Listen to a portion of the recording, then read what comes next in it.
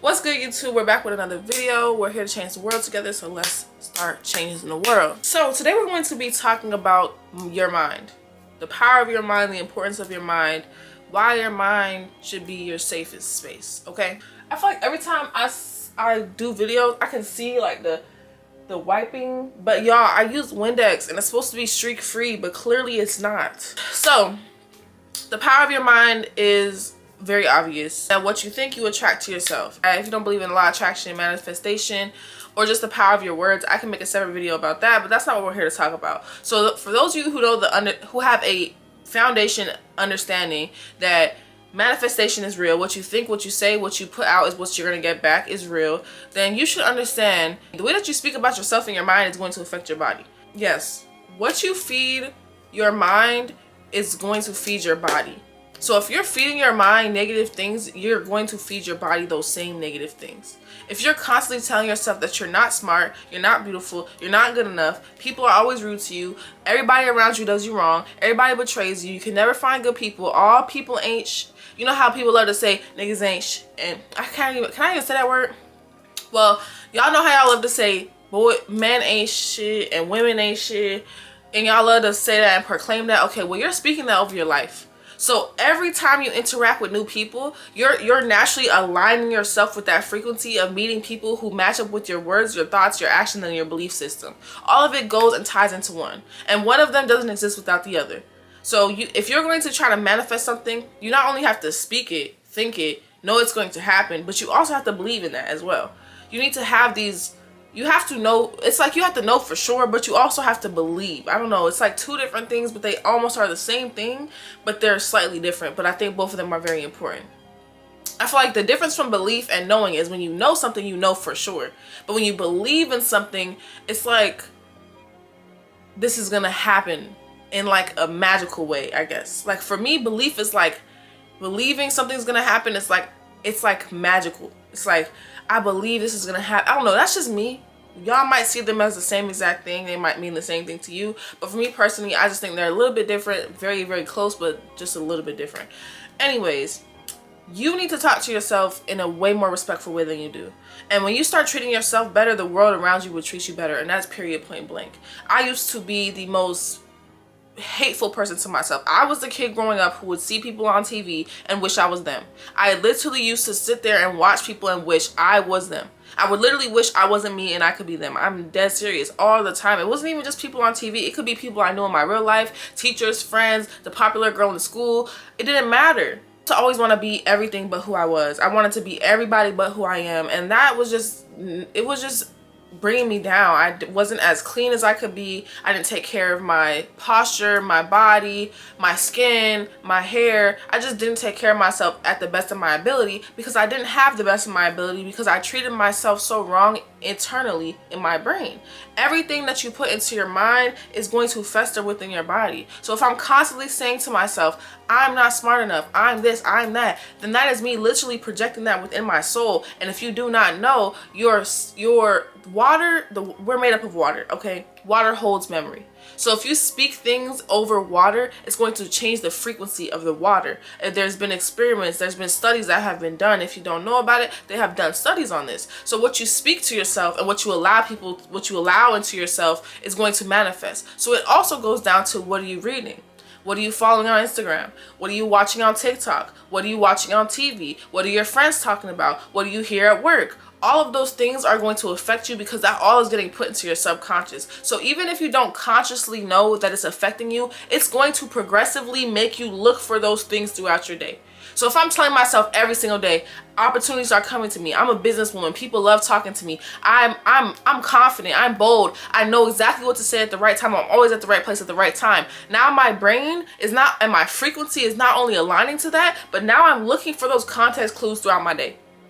So that's why they say misery loves company. Because when somebody's miserable in their mind, they're looking for those context clues throughout the day. So they're going to come to you and start trying to figure out this negative thing and that negative thing and that negative thing because they're just looking for those context clues. Because that's what they're training their brain to look for. So what you need to understand is your mind, your head, whatever you want to call it, your brain is your home. That is where you live. Everything that you experience in your brain. What you feel, like literally feelings. These are the fact that we can feel is because there's neurons that are connected. I'm sure you know this, but that are connected to our brain. That's why if certain parts of your brain stop working, you won't be able to use certain parts of your body. So your brain is running this whole thing. But if your brain is toxic and a terrible vibration and a terrible place to be in, then how are you going to thrive? Your brain looks like a swamp filled with garbage. It's so much chaos going on. It stinks. It's just so much going on because you can never get yourself to A, be focused, meditate, calm down, slow down. B, be consistent with your affirmations, what you're speaking over your life, with your prayer. And C, you let the world have too much control over what you put into your mind. And I'm not going to say the world. You don't have enough control over what you let the world put into your mind. So when you think about your mind, what image comes up in your brain? And we're not perfect. I'm not saying you got to be perfect today, tomorrow. No, but when you think of your brain, if somebody said, draw a picture of your brain, what would you draw? For me, I would draw a forest. There would be lions, butterflies, a beautiful shining sun, the smell of flowers and roses, and that's what it would be. There might be like a little creek on the side that's a little bit drying up, or like there might be like a little like there might be like a mosquito there that's gonna suck my blood. But it's my brain. I'm not perfect. I have negative thoughts at times, but a lot of my negative thoughts aren't towards myself. I have critical thoughts with myself. Yes, I will talk to myself and say, Deandra, why are you acting like that? Why are you thinking like that? Why are you being like that? But do I beat myself up in the process of already having a moment of realization? No. And that's one thing I want you to stop doing. You need to treat yourself how you would treat your best friend. And if you treat your best friend shitty, then that tells you a lot of how much work you need to get done in your mind. Because a lot of us treat people outside of us a lot better than we treat ourselves. And that's sad. And if you loved yourself more, you don't even know how much more you're capable of loving. There are so many people who are depressed, sad, suicidal, and they give so much love to other people. But they think that that's all the amount of love they have to give. You are an amazing lover now. You're not even at your highest peak when it comes to how you think about yourself. Imagine if you really loved yourself. Imagine how much you will be able to really love and effectively be there for everybody in your life.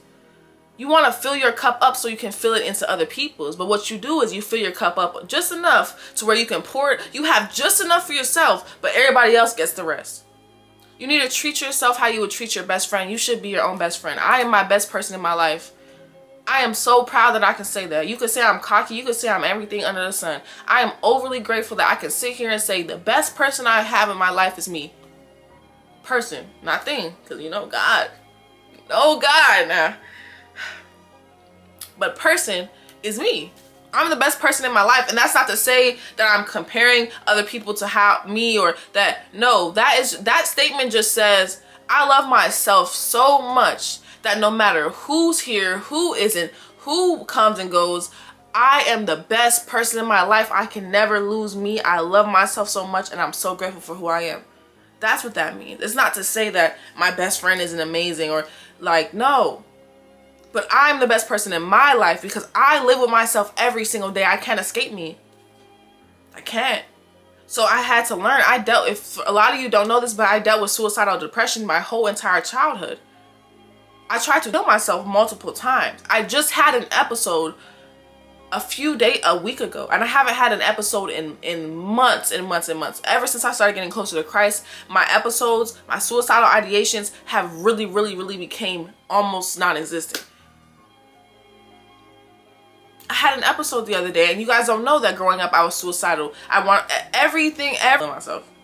Can I even say that? No, they're gonna cut me for saying that. I would immediately think about putting myself I would immediately think about not existing anymore. Okay? And it took me a long time, but you know what I realized? It's going to be me who saves me or me who ruins me. Nobody can do that for me. It doesn't matter what the world does to you. It doesn't matter how many people break your heart, betray you, throw you in the dirt, give you false promises. None of that matters. Because at the end of the day, you have two options. At the end of every situation, at the end of every circumstance, at the end of everything that seems negative, you have two options. You're going to let it break you, or you gonna let it make you. You can let it break you and create a version of you that you don't recognize, a version of you that doesn't know how to be who you're meant to be, or you can let it make you into a beautiful person who realizes what not to do next time. You got this. You are in control. You in the driver's seat, I hope. Your mind needs to be a safe space for you. This world is already hard enough as it is. You want to beat yourself down in the process? Dang. You're worth more than that. And you should say that to yourself. Look yourself in the mirror. I swear on everything, it took me years to get to where I'm at. I'm talking 6 years, 7 years. And I'm still not perfect. But I can at least say I'm proud of who I am. I'm proud of how I am. I'm proud of how I treat people. I'm proud of everything that I do. I may not have all the materialistic things. I may not have Louis Vuitton or a car. No, y'all, I don't drive yet. No. So for any of you who are out there who don't drive yet, we in the same boat. And you don't have to feel bad. You don't have to feel negative. Nothing. I was listening to Pastor Mark today, and he was talking about how chosen people are rich spiritually. And so sometimes they might not know how successful they are because they're measuring their success off of worldly things. I'm not going to measure my success off of worldly things. Yes, I'm going to strive for things that I want. Yes, I'm going to strive for the freedoms and the luxuries that I deserve. Yes. But I'm not going to beat myself down because I don't have it right when the world told me I need to have it. No. I listened to Abraham Hicks, Alan Watts, Sadhguru. I wasn't into Christ in the beginning. Now I listen to Pastor Mike religiously. I don't have no other pastor. I don't look to no other pastor. I don't need no other pastor. I listen to Pastor Mike Jr. I have listened to podcasts, motivational videos. I would spend hours and hours and hours trying to figure out who I am, what my brain is, how it works, and how to become a better woman. I talk to myself in the mirror like a crazy person. You gonna call me crazy? I look myself in my eyes. I look myself in my eyes and I tell myself that I love myself, that I'm amazing, that I am beautiful, that I know I'm worthy of good things in this life. I know good things are flowing to me. I know I'm always at the right place in the right time. I know I'm abundant. I know I'm a star. I know that I'm valued. I know that I attract positivity into my life effortlessly. I know I'm a money magnet. I say these things to myself in the mirror and I look myself dead in the eyes like this. If you see me, you probably think I'm crazy. But I'm not. I'm smart enough to know that I'm going to save myself. And asking for help is a part of that. Please, people, look and reach out for help. That's what I was doing. Every book, every YouTube video, every podcast, every motivational, anything that I was doing that was bringing me to a healing state or allowing me to grow mentally, that's me reaching out for help. Reach out for help. There's resources. There's books. There's people. There's mentors. There's podcasts. There's therapists. There is so many resources in this world for you to get better and to help yourself. You are just making excuses. Oh, I got a nasty attitude. Live with it or don't. That's just how I am. Oh, I'm a complainer. I'm a complain. I'm a clock T. That's just how I am. Anybody who says that's just how I am, immediately, no. I will clock your T right now and tell you that that is a false narrative to ever put on yourself. That puts you in a box that's going to keep you held there forever. And then you're going to wonder why every single person I meet is just like the past person. Every job I go to is just like the last job. Everything I do feels just like yesterday. Because you said that that's just how you are. So how are you going to be anything different? The only way to be something different is to be something different. If you want change, you have to create change. So therefore, you need to look yourself in the eyes and say, you know what? I'm in control of my life. And I'm not going to let anybody, anything at all, period, have any control over my life but me. Besides God now. We always going to remember God now. You need to take control. You've been an actor on the set. You need to be the producer. You need to be the one moving people around, telling people where to go, how it's supposed to move, do this, that, and the third. You want to have all this money, these businesses, this healthy relationship. You want all these amazing things, and you think that just comes just poof of the air? After all the wrong you've done? You think that all the things that you've done that have been negative, that have hurt somebody, that have broken somebody down, is just supposed to be overlooked and you're just supposed to get magical things in your life? No. And it's not even just also about how you treat other people, but how you treat yourself. You don't think God hears the conversations you have with yourself? You don't think God is sitting there like, oh, wow. So that's how you talk to yourself. Now I'm going to reach for you, baby. I'm going to call for you more and more. But the more you are hateful of yourself, the farther you are from God. So as much as God is like, oh my gosh, I wish my baby would just reach for me and put it all on me and I will help them and I will help them get to wherever they want to be and get whatever they want. As much as God wants you to do that, you are so far from God because of how you speak about yourself. You are God's creation. How can you talk about yourself that way? How can you treat yourself that way? How can you allow people to treat you that way? Your body is your temple. Stop having sex with everybody. Stop watching porn. Stop eating bullshit ass food. Trying not to cuss, so I gotta simmer the cuss words in there. Stop. God don't approve. The higher power don't approve. And if you don't believe in any of that, at least you, the person who's gonna have to live in this body till you die, and this is the only body you're gonna get in this form, or in this whatever we want to say, for you shouldn't want that. You shouldn't want to speak negativity on your life. You shouldn't want that. You're worth more than that. So the point is, what I'm gonna ask you to do right now is ask yourself these questions. If I had to draw out my mind, what would my mind look like? How much care do I take of my mind and my brain?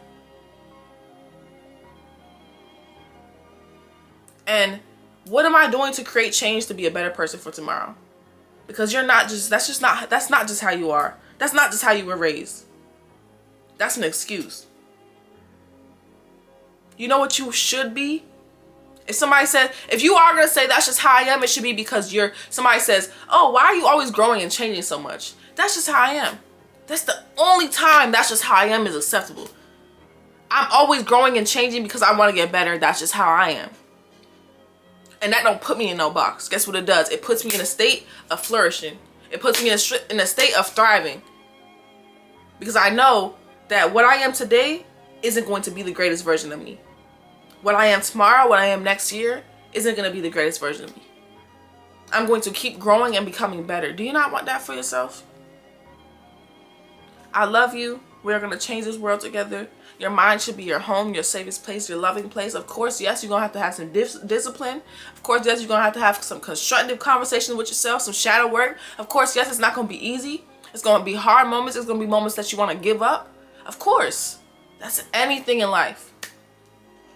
But if you stick through and you go hard, you trust yourself, you love yourself through the process, and you're there for yourself, you pat yourself on the back. You know, I hug myself. I give myself kisses. Would you believe it? I do that. Yes, I do. I give myself hugs. I literally will hug myself like this and go like this.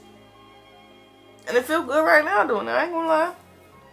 I'll rub my own back. I'll give myself a kiss. I will kiss all over my arms. Why, Deandra? Because if I want things from this world, I must first do for myself. I can't expect somebody to come into my life and give me a healthy relationship when I don't have one for myself. I can't expect somebody to come into my life and have consistency when I don't have consistency with myself. I can't expect somebody to come into my life and be loving and affectionate to me when I'm not even loving and affectionate to myself. So that's why I hug and kiss myself. That's why I speak life into myself. That's why I look myself in the mirror and I tell myself that I am great and I am amazing and I'm worthy. That's why. Because if I want somebody to speak that life into me, I must first do it for me. Period. I love y'all. Let's have a beautiful, amazing, amazing, amazing life, amazing year, amazing week, amazing month, amazing day, amazing hour, amazing second. Let's just have amazing time.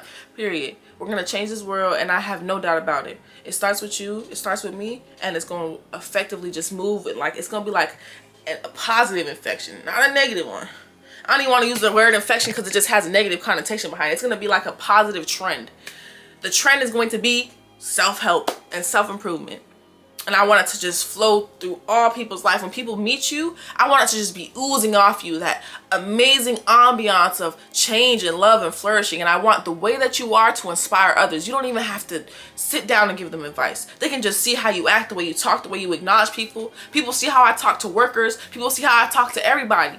People see how I treat people. And they know, okay, That's something different about her. Maybe I can start being like that. I didn't even know that was something that I should do, is every time I walk up to somebody that's working, or I'm at a work, I say, hey, how are you today? I'm gonna start doing that. That's how change starts. So it starts with you. I'm overly kind to anybody that's working over the counter. Y'all, I'm done. I'm just gonna keep yapping. I love y'all. We gonna keep growing together. Go ahead and drop down below any advice, any videos, anything that you want me to do. Please put it in the comment section below. I'm here to help. I'm here to talk. I'm here to conversate. If it's anything that's deep that you want to keep it anonymous, you can DM me. I promise I will keep it wraps, and I can make a video about it, because I'm sure something you're going through, someone else is going through, and they need a word too. Let's change this world. Bye, y'all.